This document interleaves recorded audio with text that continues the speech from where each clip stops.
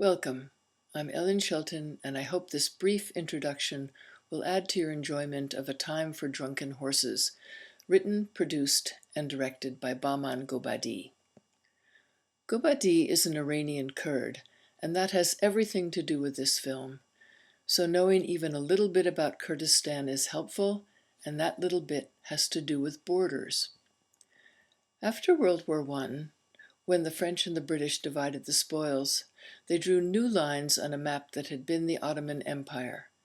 They defined Syria, Turkey, Iran, and Iraq, but they ignored the area that was inhabited by millions of Kurds.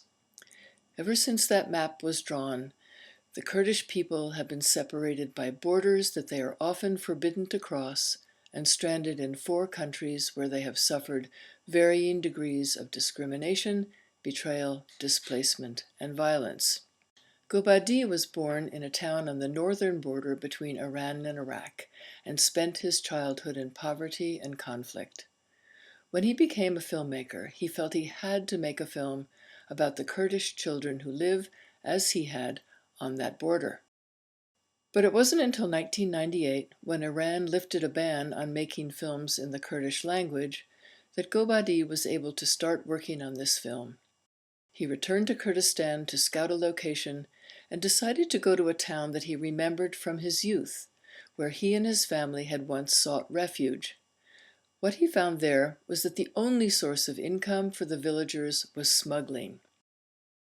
He saw men and boys and horses laden with goods that they were smuggling from Iran across the border to Iraq, and it reminded him of what he and his family had had to carry on their backs when, at times, they were refugees.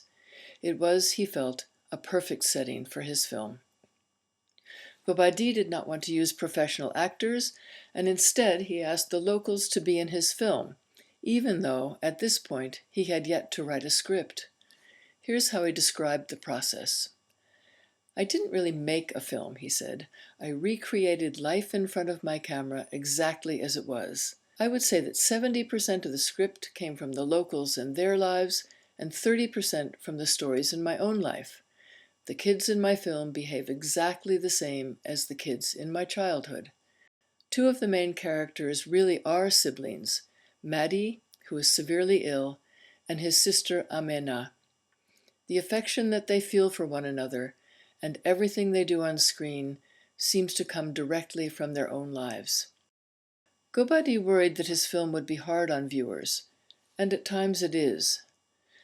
But in return for our willingness to look at some harsh realities, he gives us stunningly beautiful images, and, it seems to me, a sense of sharing the burden that he has been carrying his entire life. Perhaps you'll feel that way too, and goodbye for now.